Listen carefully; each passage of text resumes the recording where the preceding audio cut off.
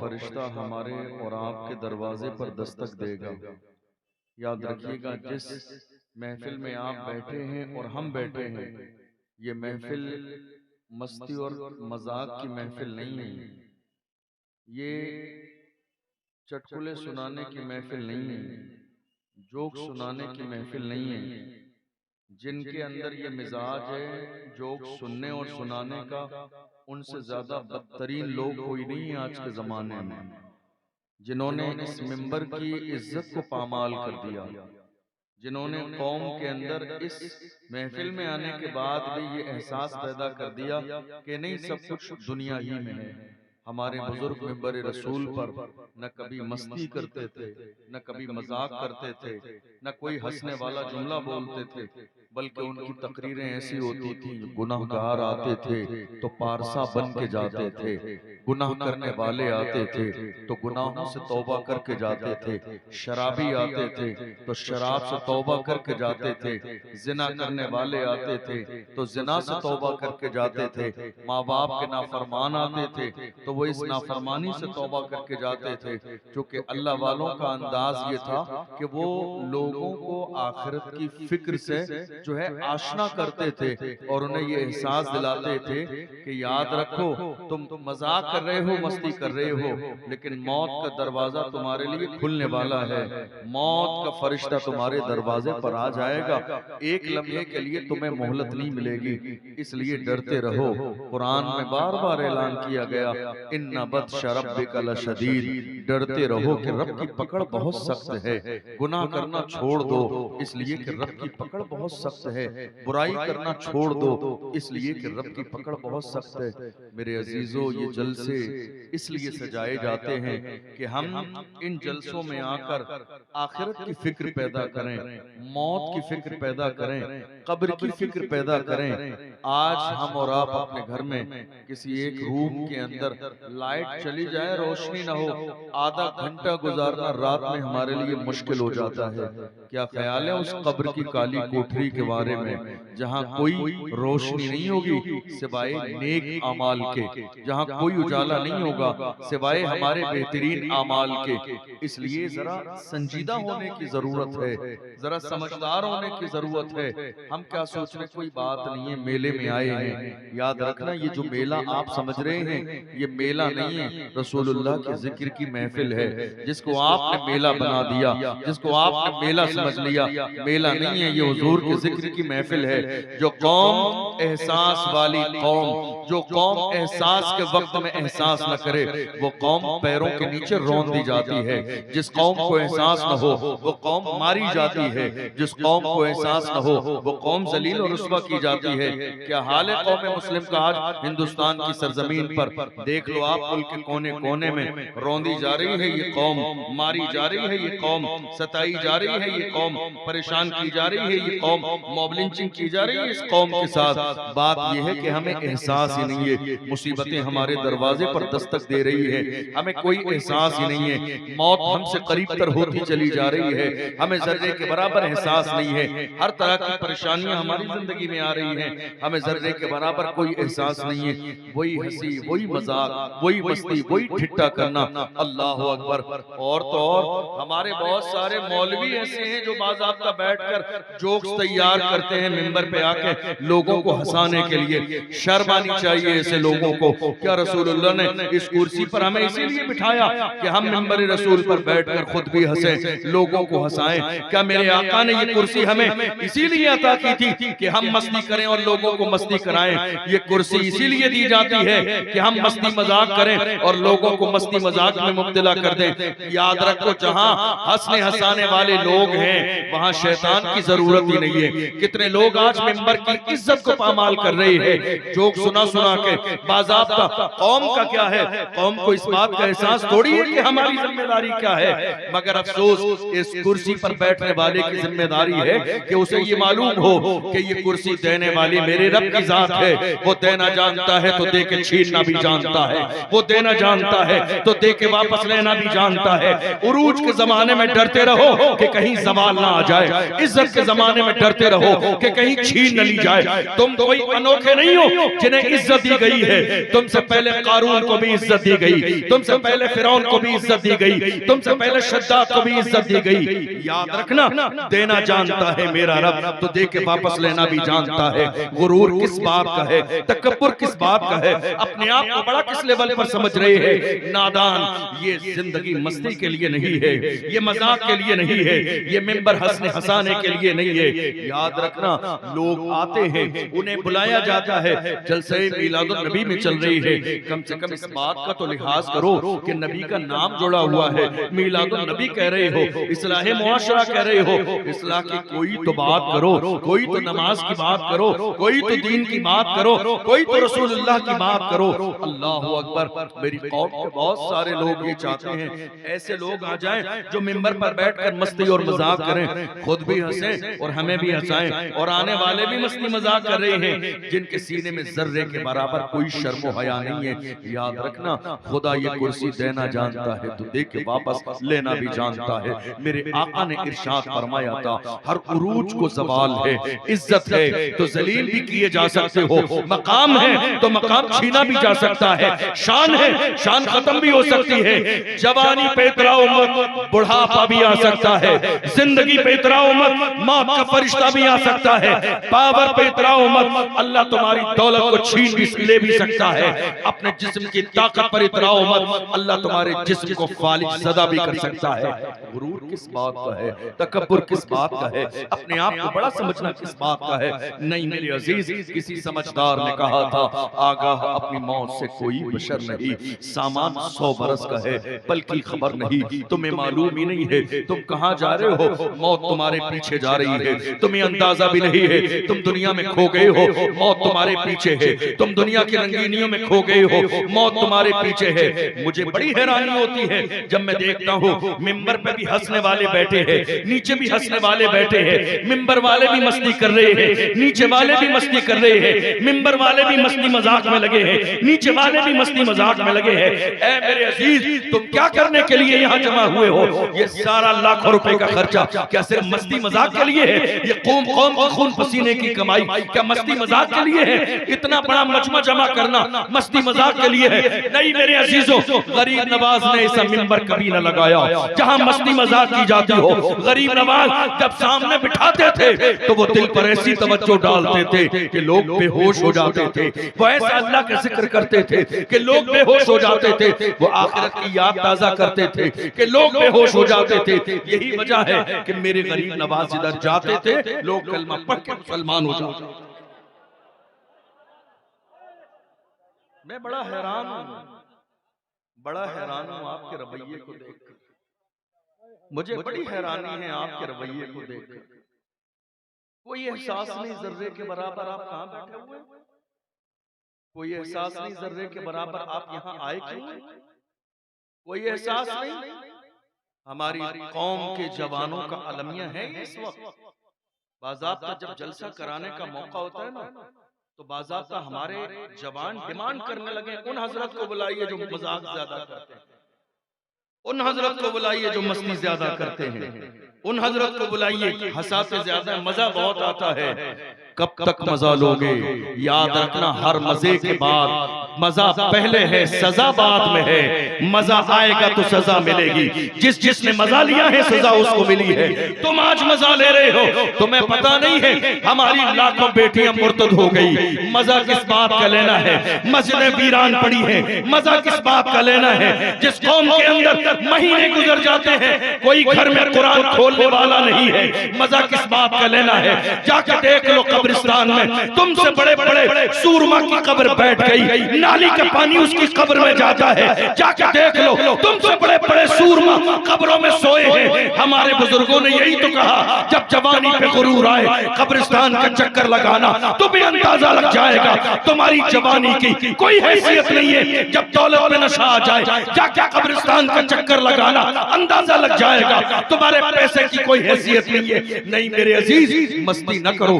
कुरान कुरान कहता है फलियदहकू कलीलन वलियबकू कसीरा, ईमान वालों को चाहिए हंसे कम रोए ज्यादा, इसलिए कि खुदा को रोना पसंद है, इसलिए कि खुदा को रोने वाली आंखें पसंद है। और मेरे आका सल्लल्लाहु अलैहि वसल्लम दुआ करते थे, ऐ अल्लाह मुझे रोने वाली आंखें अता फरमा, मुझे रोने वाली आंखें अता फरमा। क्या मेरे आका ने इरशाद नहीं फरमाया, एक बंदे मोमिन के आंसू जो अल्लाह के खौफ से निकलते हैं उसके हिस्से की जहन्नम की आग बुझाने के लिए काफी है? क्या मेरे नबी ने नहीं फरमाया? गौर करो, बदलो अपने अंदाज को, बदलो अपने मिजाज को। ये जल से मस्ती और मजाक के लिए नहीं किए जाते।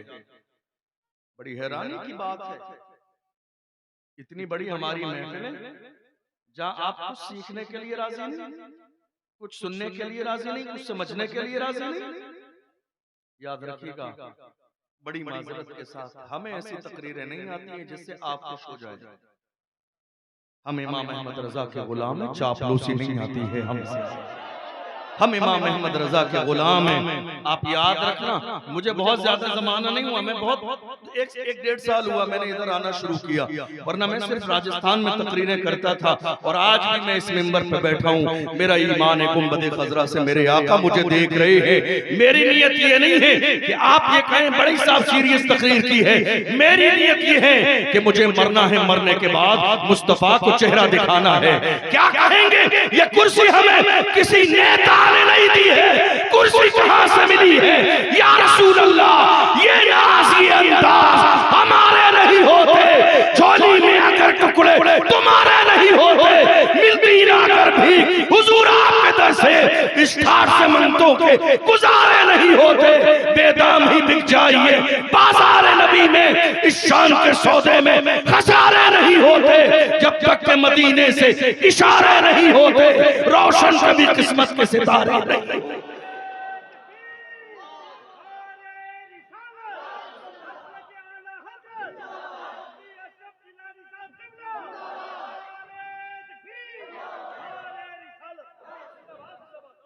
मैंने खुद कितनी बार बैठकर सोचा, मैं अपने बारे में आपसे शेयर करने लगा हूं। मैंने कितनी बार बैठकर सोचा, हम तकरीर क्यों करते हैं? मेरी बात पर गौर करना। मैंने अपने आप से पूछा, हम तकरीर क्यों करते हैं? जवाब मिला, तकरीर का सिलसिला इसलिए शुरू किया गया कि आम लोगों तक जो ना कुरान और हदीस पढ़ना जानते हैं ना समझना जानते हैं, उन लोगों तक अल्लाह और रसूल का पैगाम पहुंचा दिया जाए। फिर मैंने अपने आप से पूछा, क्या हम पैगाम पहुंचा रहे हैं? क्या हम पैगाम पहुंचा रहे हैं?